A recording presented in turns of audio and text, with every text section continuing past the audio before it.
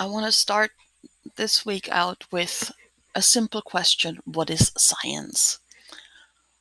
Science comes from the Latin word scientia, which means knowledge. So asking what is science, in essence, is what is knowledge.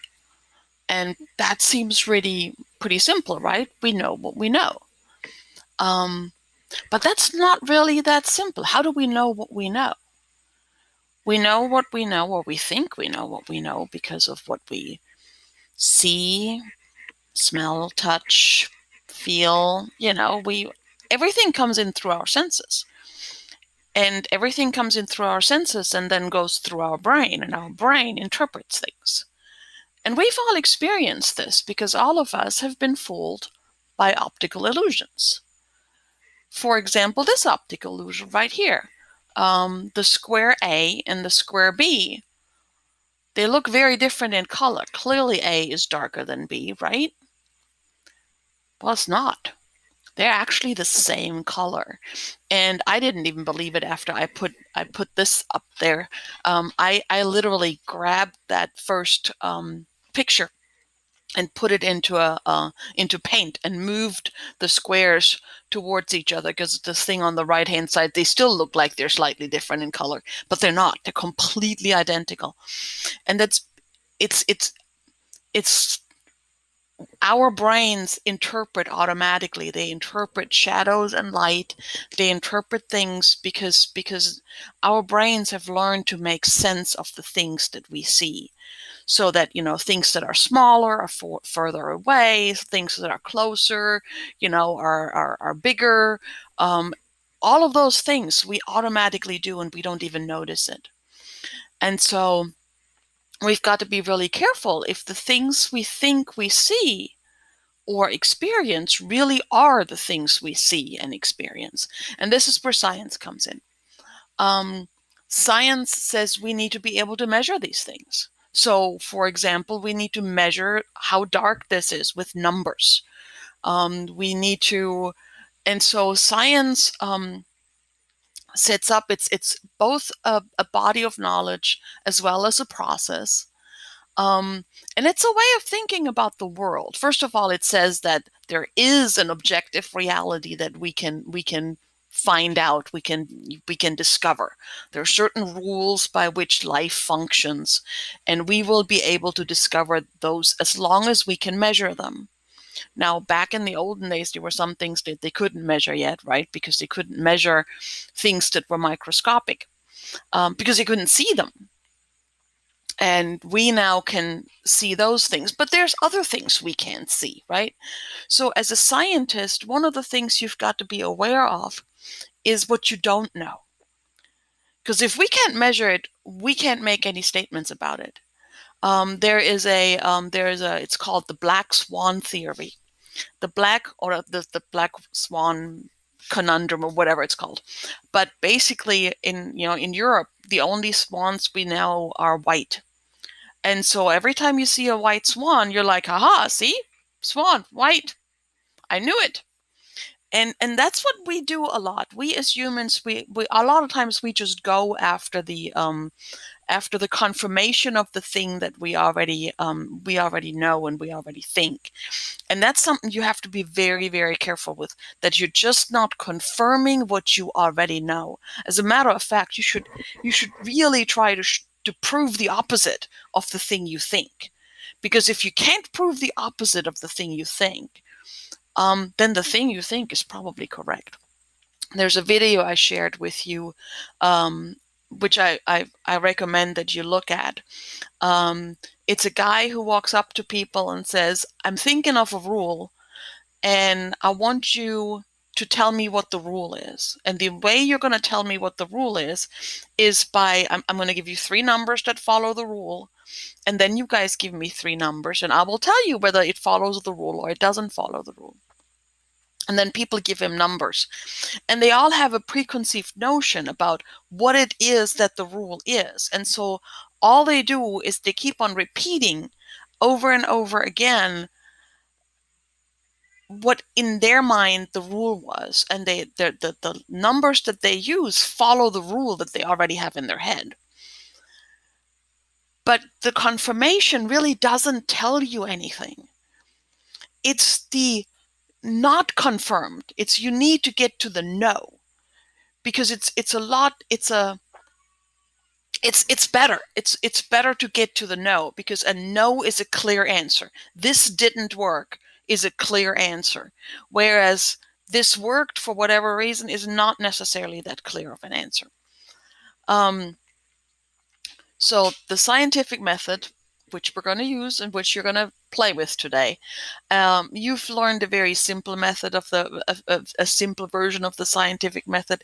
In real life, it's a lot more involved and there are a lot more steps. But the basic gist of it is it starts with an observation, something that makes you go, huh?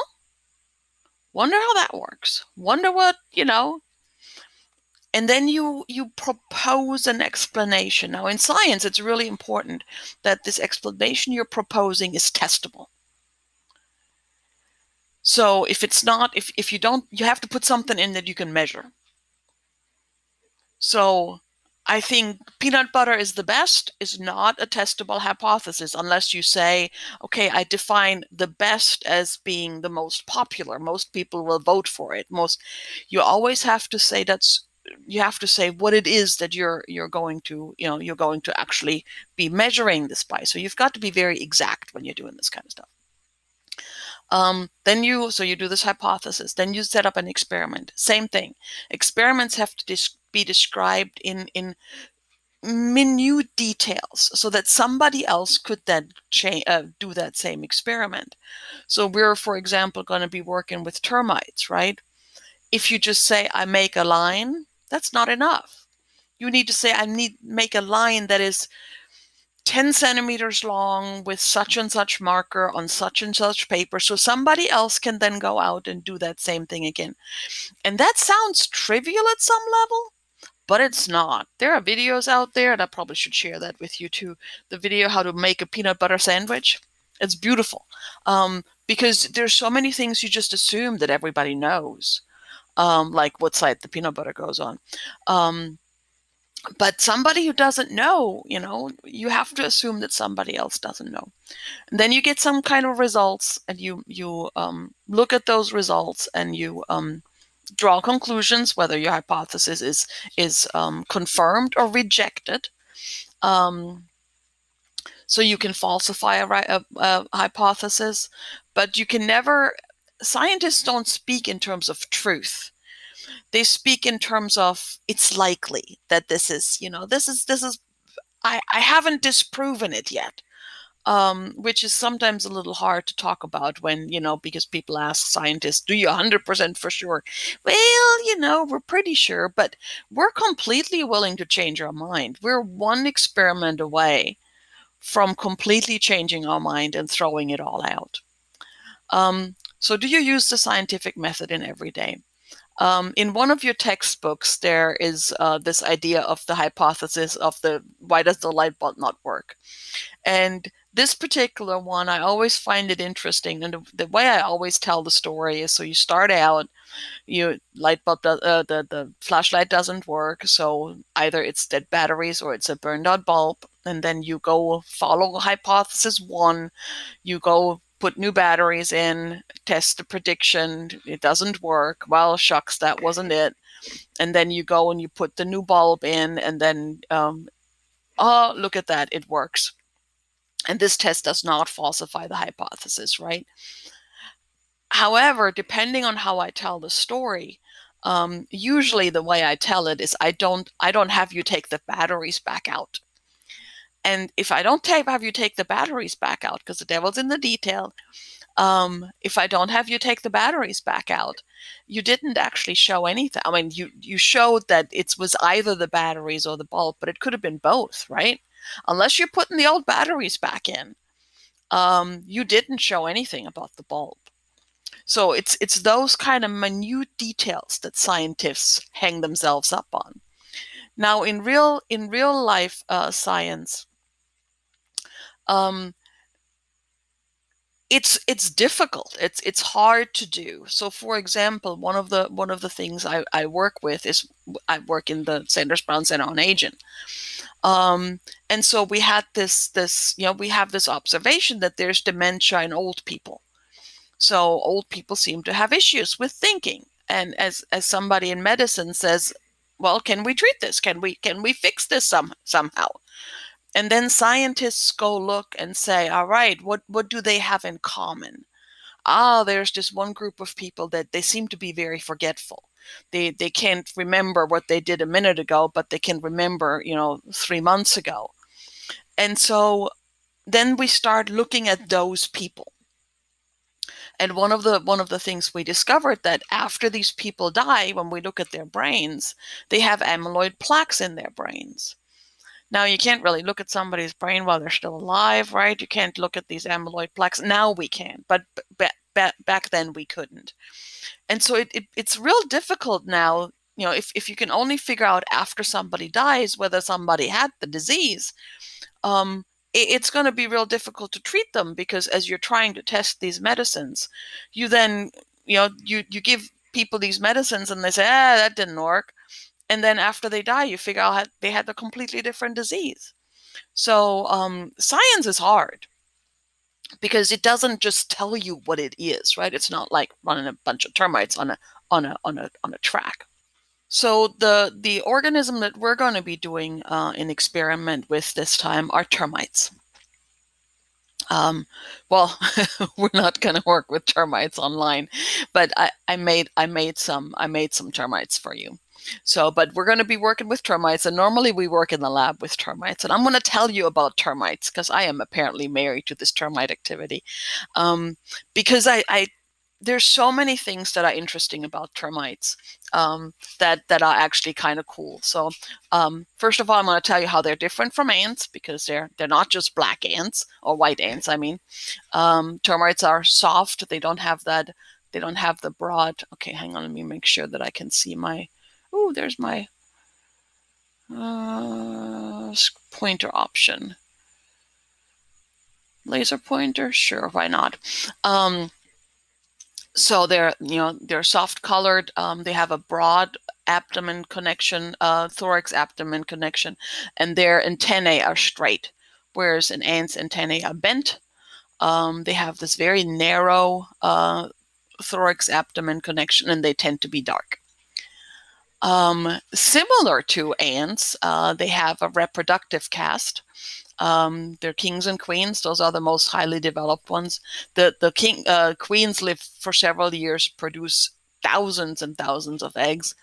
And then in the spring, the males and females emerge as a swarm and mate and then shed their wings. They have soldiers, and sometimes when we have them in the lab, we actually just want the workers. We don't want the soldiers. But it's pretty fun to watch a soldier attacking a finger. And I don't know if this video is gonna play when I do this. Hang on. Come on, click. No, doesn't work. Okay. Well, hopefully in the PowerPoint that I'm going to give you, that may be a video that you can see. But it's kind of cute how they're really feisty. They'll go after your finger. It's pretty cool. Now the workers, they do most of the work in the colony. They collect and feed the queen. They feed the soldiers, the newly hatched youngs. They have fungus gardens. They build nests and passageways. They literally have air conditioning. They grow fungi inside of their big mounds, and the way they have arranged the way the mound is arranged, it actually is a constant temperature on the inside. It is fascinating when you think about it. They spend a lot of time grooming each other. They eat wood, shed skins, feces. Some termites live in subterranean habitats. Others live in dry habitats above ground. And then sometimes they construct tubes between the ground and the wood of your house. And then they eat your house.